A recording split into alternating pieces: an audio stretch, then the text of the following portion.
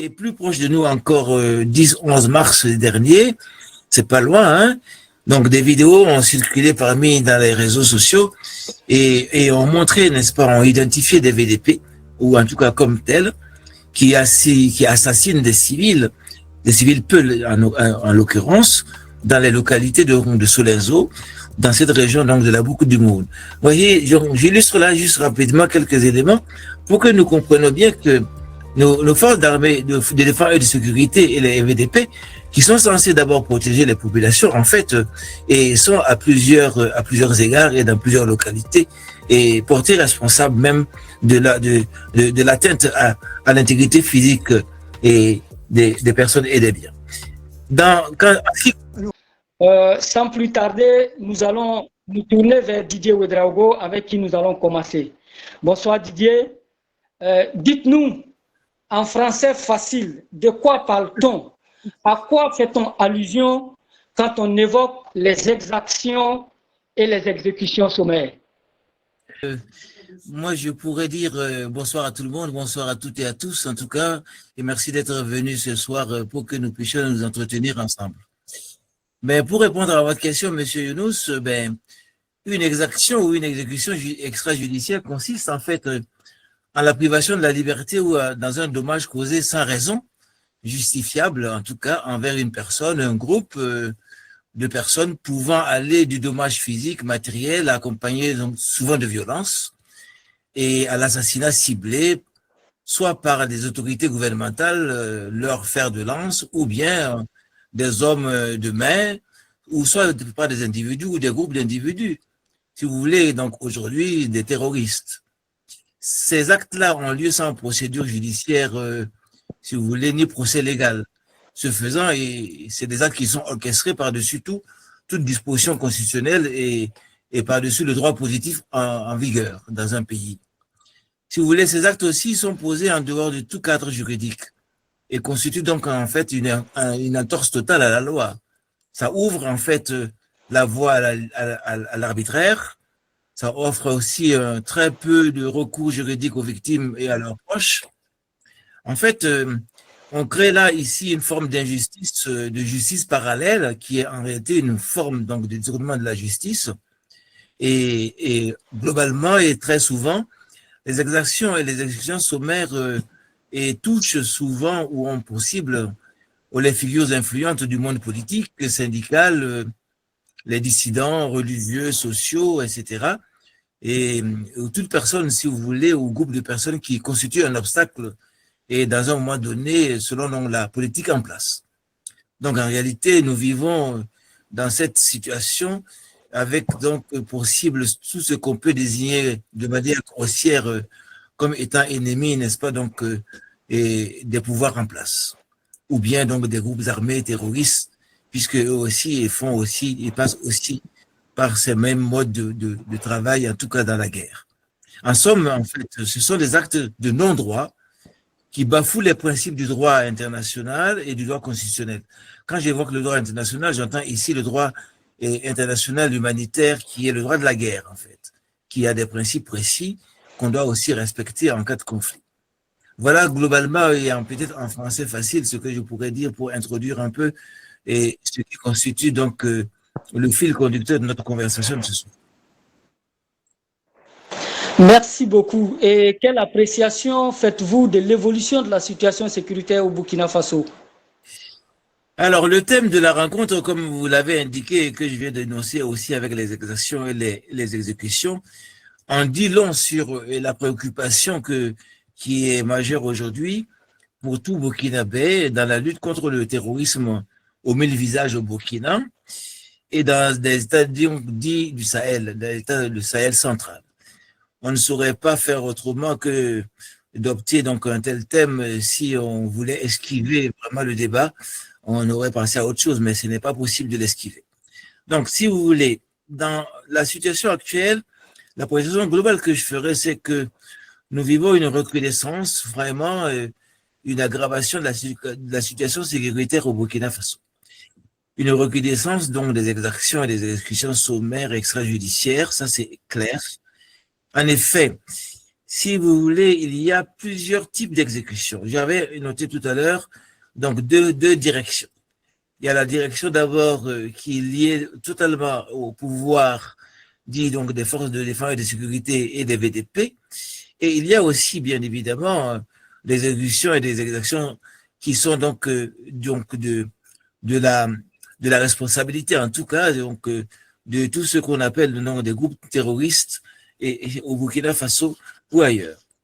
En ce qui concerne, par exemple, les exécutions sommaires imputées au FDS, je vais juste citer quelques exemples parce que la liste est trop longue, mais quelques exemples seraient assez illustratifs de cette recrudescence. Je prends juste donc les derniers événements depuis 2023 par là. Le 20 avril 2023, par exemple, on a le massacre de Karma dans la région du Nord dont tout le monde peut avoir la mémoire. La responsabilité est totalement imputée à l'armée et par des témoins et des survivants. Donc, selon eux, le massacre a été perpétré par des personnes en tenue militaire burkinabé, avec des équipements militaires, véhicules, etc. Il faut souligner que ces exactions, même si le pouvoir a dit avoir diligenté une enquête, pour l'instant, nous n'avons aucune trace. Et rappelez-vous que la question donc du rapport de Karma a été quelque part un détonateur dans le coup d'État donc de Damiba. En novembre 2023, par exemple, il y a le massacre des civils de Zango, la région du nord, du centre-nord aussi. Des sources indiquent une centaine de personnes tuées. L'armée est encore pointée du doigt. Février 2024, nous sommes dans le massacre, face au massacre donc de plus d'une centaine de civils, encore une fois, dans plusieurs villages de la région du nord, dont Soro, Nondé, etc. Donc, des témoins indexent des FDS et des VDP. Donc, les choses sont assez claires et plus proche de nous encore 10-11 mars dernier, c'est pas loin, hein? Donc, des vidéos ont circulé dans les réseaux sociaux et ont montré, n'est-ce pas, ont identifié des VDP, ou en tout cas comme tels, qui assassinent des civils peu en l'occurrence, dans les localités de Solenzo, dans cette région donc de la Boucle du Monde. Vous voyez, j'illustre là juste rapidement quelques éléments pour que nous comprenions bien que nos forces d'armée, de défense et de sécurité et les VDP, qui sont censés d'abord protéger les populations, en fait, et sont à plusieurs égards et dans plusieurs localités, et portés responsables même de l'atteinte à l'intégrité physique et des personnes et des biens. En ce qui concerne, par exemple, les armées terroristes, là, je dirais que c'est peut-être de bonne guerre, malheureusement, mais les attaques sont devenues quasi quotidiennes au Burkina Faso. C'est-à-dire, ces attaques-là visent à la fois des FDS, visent des VDP et la population civile. Il n'y a pas très longtemps, nous avons vu circuler donc des exécutions, des liquidations donc, de personnes qu'on rejetait dans des puits, etc. Donc, les principales régions qui sont touchées par ces exactions et des forces et des armées terroristes, c'est aussi dans le nord, c'est dans la boucle du Mouhoun, c'est dans le Sahel, c'est dans le centre-nord aussi, le centre-est et à l'est. Donc, mais aucune région en réalité dans le Burkina aujourd'hui n'est épargnée par ces différentes attaques, à la fois donc des FDS et comme des groupes armés terroristes.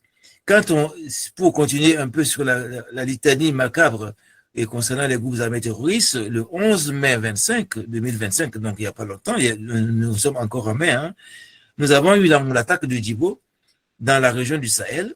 Le camp militaire est tombé sous le contrôle donc des groupes armés terroristes et les sources indiquent donc une centaine de morts. Bon, le 12 mai, c'est encore très très récent, donc nous y sommes, c'est la semaine dernière. Il y a eu donc l'attaque de la ville de Diapaga dans la région de l'Est. Au moins une centaine de personnes, de militaires encore et de civils sont tombés là. Donc voilà, nous sommes donc dans une situation et les terroristes même ont été jusqu'à libérer la maison d'arrêt à Diapaga. Voilà donc autant de choses qui illustrent bien que nous sommes dans une recrudescence et des exactions, des tueries et de toutes sortes de choses qui en fait débordent largement la situation d'un conflit entre guillemets régulier. Voilà quelques éléments, mon cher Younous, ce que je voudrais donc ajouter là, juste pour illustrer et répondre rapidement. Mais à côté de tout ça, il y a les violations diverses et les exactions arbitraires. Il y a des enlèvements, il y a des séquestrations dans les postes dits de l'ordre, n'est-ce pas? Il y a des disparitions de citoyens, il y a des violations, des privations de biens d'autrui. Il y a toutes sortes de choses qui se passent entre à la fois avec les FDS comme et avec les GATT, etc. Donc le contexte général dans notre pays aujourd'hui, la précision que j'en ferai, c'est il est marqué, pardon, par des restrictions de liberté, la liberté d'expression, la liberté d'opinion de presse. Ça, on en a une légion. On peut en citer des exemples. On n'en finira pas ce soir, donc même si on prenait que ce thème-là. Et on sait que le Conseil supérieur de la communication n'y va pas de main morte et dans les prises de décision et les restrictions des libertés, notamment donc les libertés donc d'opinion, d'expression, de manifestation. Nous avons aussi donc toutes sortes de choses qui sont prises contre les libertés donc d'association, de réunion, de manifestation également. Rappelons-nous, n'est-ce pas, qu'aujourd'hui les syndicats ne peuvent plus faire de manifestations alors que et tous les tenants du pouvoir en carte blanche et peuvent donc à tout moment sortir dans la rue pour faire des manifestations. Cela est de mise. Voilà. Et les exemples donc, sont là quand on pense aussi à des personnalités ou à des syndicats ou à des défenseurs des droits humains et qui sont mis sous séquestre, qui n'ont plus donc le droit de vivre. En tout cas, sauf sous la férule, n'est-ce pas, donc des travaux forcés et dont on imagine fort aisément les conditions dans lesquelles ils sont menés, sauf aussi bien sûr ceux qui ont pu fuir le pays et qui se sont retrouvés donc dans d'autres pays voisins, limitrophes ou ailleurs, pour essayer donc de se sauver un peu la peau. Donc on voit bien qu'il y a toute une litanie de faits comme ça qui viennent corroborer la situation réellement dramatique et d'atteinte aux libertés en tout genre. Et voilà un peu pour répondre rapidement à votre question, parce que le temps n'est pas élastique ce soir. Et il faudra que je laisse aussi la parole aux collègues pour qu'ils puissent intervenir. Voilà la première réponse ou les premiers éléments que je pourrais apporter à votre question sans être exhaustif, bien évidemment. Ben, avant de trouver le second communicateur, Monsieur Didier Ouedraogo, je vais vous demander, au regard de la gestion politique justement du MPSR2, des orientations qu'il semble impulser de gré ou de force à la marche de notre pays, quelle lecture vous faites de la situation avec en ligne de mire les questions de souveraineté, de développement, etc. Oui, merci pour cette question qui est pertinente, puisque de toute façon, ce qui se passe actuellement et ce qu'on décrit rapidement est toujours aussi dans un contexte. C'est le contexte donc du coup d'État donc de septembre 2022 par le MPSR2. Et les objectifs politiques ont été plus ou moins dessinés, qui étaient donc en général, globalement, dans la reconquête du territoire en un laps de temps, ce qui n'est pas le cas puisque nous avons passé plus de 2 ans et que nous sommes donc dans un enlisement, dans un approfondissement de la crise. Ça, c'est un élément qui ne correspond pas du tout à l'objectif politique que s'était fixé l'armée pour libérer le pays et lui permettre de reconquérir une certaine souveraineté et une liberté donc d'aller et de venir de ses citoyens. Nous avons vu se greffer au fur et à mesure de cet objectif militaire et quelques objectifs dits de souveraineté, plutôt donc des objectifs souverainistes, n'est-ce pas, et sous des férules ou sous des auspices donc du néo-panafricanisme qui ne disent pas tout à fait leur nom, puisqu'on n'en connaît pas réellement donc je dirais donc les contours, mais qui sont là pour répondre un petit peu à une situation globale que la population burkinabé était en droit d'attendre donc de ces hommes politiques. Puisque notre pays a vécu depuis fort longtemps toujours avec une trajectoire donc de culture démocratique, en tout cas même si elle était chancelante, et que tout le monde avait nourri, en tout cas la jeunesse avait toujours nourri donc l'espoir de revenir, de voir un petit peu un pays progresser sur une culture et démocratique et sur des avancées socio-économiques, politiques sérieuses. Ce que nous n'avons pas constaté avec le MPSR, puisque il faut dire que la lutte dite anti-impérialiste aujourd'hui n'en est pas une, puisque c'est avec donc une sorte donc de flot de flopées de pays dits, en tout cas, qui sont indexés comme tout à fait comme impérialistes, qui sont donc en commerce avec ce pouvoir. Et je veux juste pour preuve des différents contrats que le pouvoir signe aujourd'hui avec le FMI. Et on sait quand même, nous tous ici, si on est de bonne foi, que le FMI n'a jamais été donc le soutien d'une révolution quelconque. Ça montre bien que en fait le MPSR est en train d'avaler sa propre potion magique, puisque dans le fond et dans les actes, ce qui a lieu n'a rien à voir avec une quelconque révolution. Ce qui a lieu est à voir avec les aspirations profondes du peuple burkinabé, qui pour l'instant, bien sûr, n'a trouvé que ce morceau d'os arrangé, je vais dire le MPSR2, et qui ne correspond pas du tout aux aspirations, puisque ce n'est pas donc la culture démocratique à laquelle vous faites allusion, Monsieur Younous, bien évidemment, elle n'existe pas. Elle n'existe pas pour une bonne raison, c'est que toutes les mesures jusqu'ici qui ont été prises ont été donc des mesures prises pour reculer donc l'état de droit dans notre pays. C'est-à-dire la culture démocratique minimale qui existait est en train donc de changer totalement de camp. Elle est en train donc de disparaître donc de l'horizon donc du territoire burkinabé, puisque la justice est sous la férule donc du pouvoir.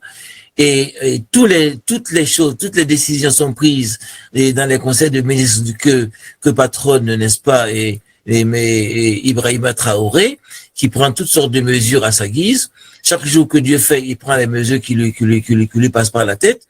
Et nous sommes surtout dans une situation compliquée. Parce que la situation compliquée, elle s'explique aussi par le fait que nous avons, depuis le MPSR2, orienté toute la politique dans une culture de la patridie et donc du complot. C'est-à-dire complot à l'extérieur comme complot à l'intérieur. Et nous sommes arrivés, n'est-ce pas, à une situation où en temps de guerre, on était en droit donc d'attendre une sacro-sainte unité, comme vous l'évoquiez dans votre introduction, donc des fils et des filles du Burkina.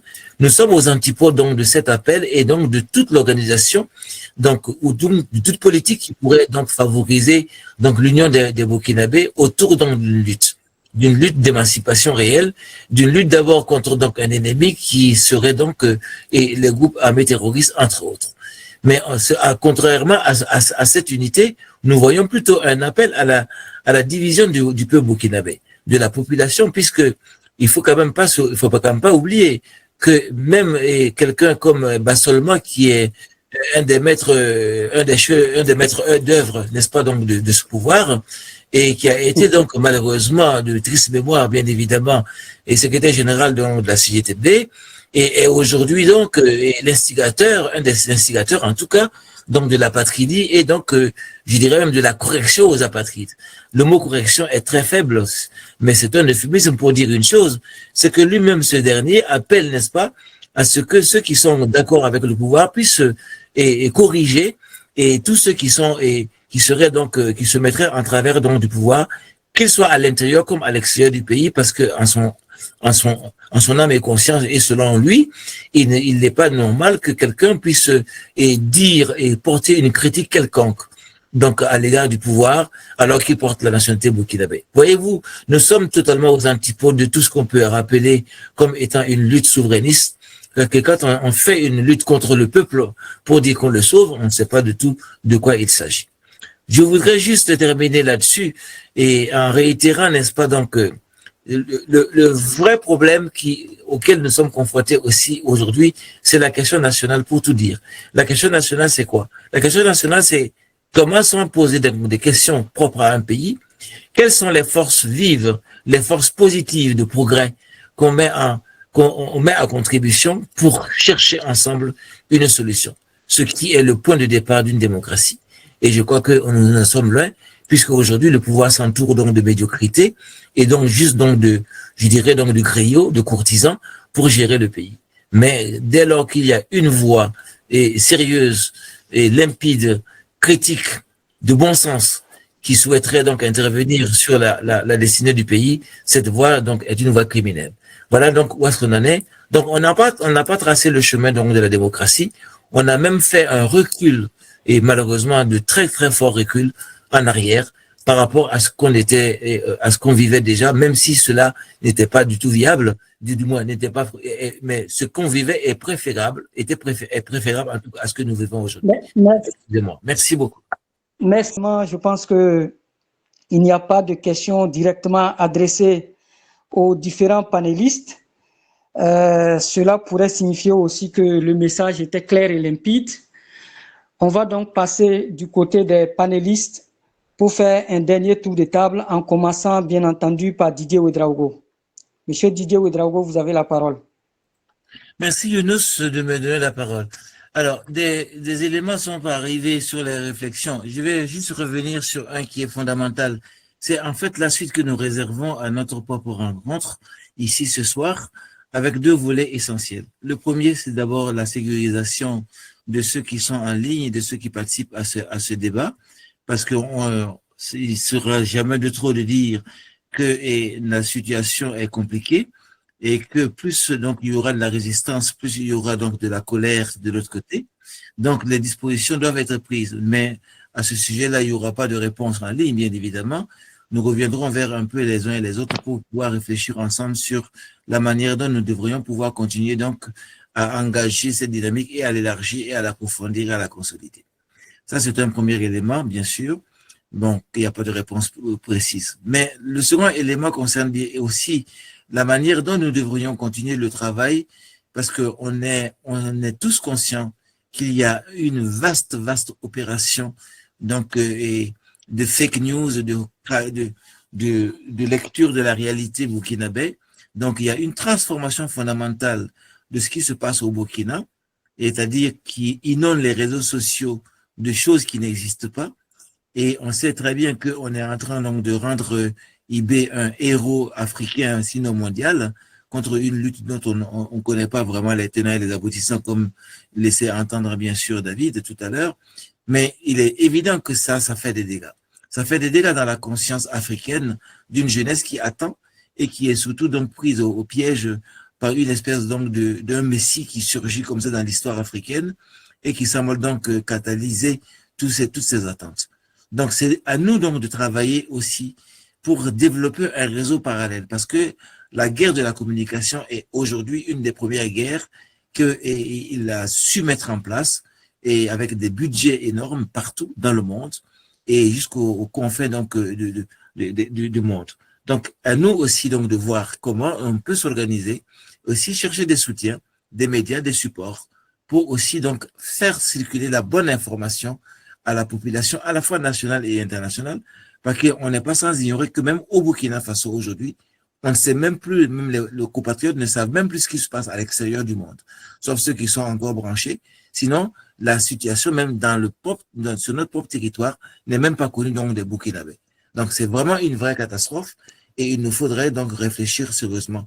Mais bon, les initiatives, ce que je souhaiterais, c'est que vous puissiez rester donc branchés sur les initiatives qu'on prendrait et qu'on proposerait ensemble pour commencer à configurer une vraie résistance à l'inflation. Merci. Merci beaucoup, Monsieur Ouedraogo. Nous allons